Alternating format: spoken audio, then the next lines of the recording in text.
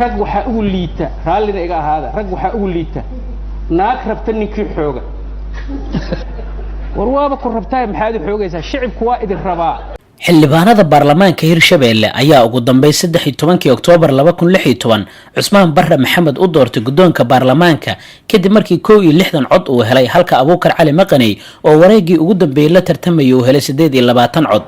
shacabka magaalada Jowhar ayaana soo dhaweeyay doorashada gudoonka baarlamaanka gudoomiyaha baarlamaanka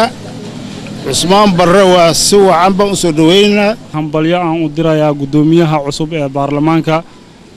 dawlad goboleedka Hirshabeelle waxaan u hambaleynayaa gudoomiyaha cusub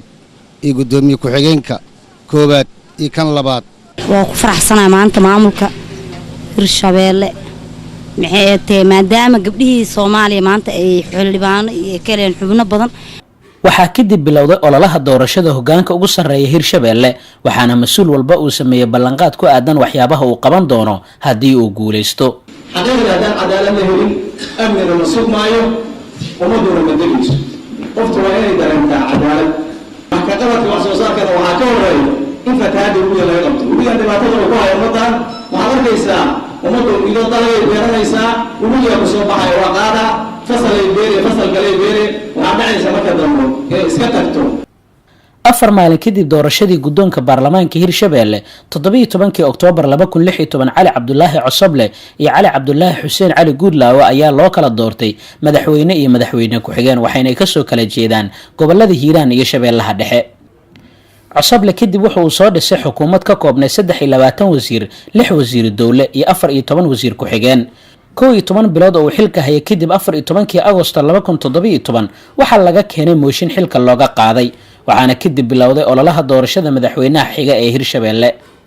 musharax walba sida caadada ahayd waxa uu sameeyay ballanqaadyo cusub waxaa loo baahan yahay in la isku wada labada gobol reer Shabeellada Dhexe yeeli maayaan mana rabaan madaxweyne markuu xuquuq qabsado labooda oo feerfeer kala soo jeesta ama rabtiin reer Hiiraanna ma rabaan madaxweyne la soo dhoodhoobay oo maqaar saara oo Jowhar ku qamiirsan bishii September 16 2017 waxaa madaxweynaha Hirshabeelle loo doortay Maxamed Cabdi Waare oo ilaa iminka xilkaasi haya ballanqaadyada saddexda hogaan ee ugu sareeyay Hirshabeelle madaxweynaha ku-xigeenkiisa iyo gudoonka baarlamaanka ay sameeyeen ka hor inta aan la dooran waxa kamid ah wax ka qabashada dhanka caafimaadka burburka wadada xiriirisa Jowhar iyo Muqdisho garoomada diyaaradaha ee Hirshabeelle kor u qaadida wax soo saarka labada gobol waxbarashada amniga iyo kuwa kale oo badan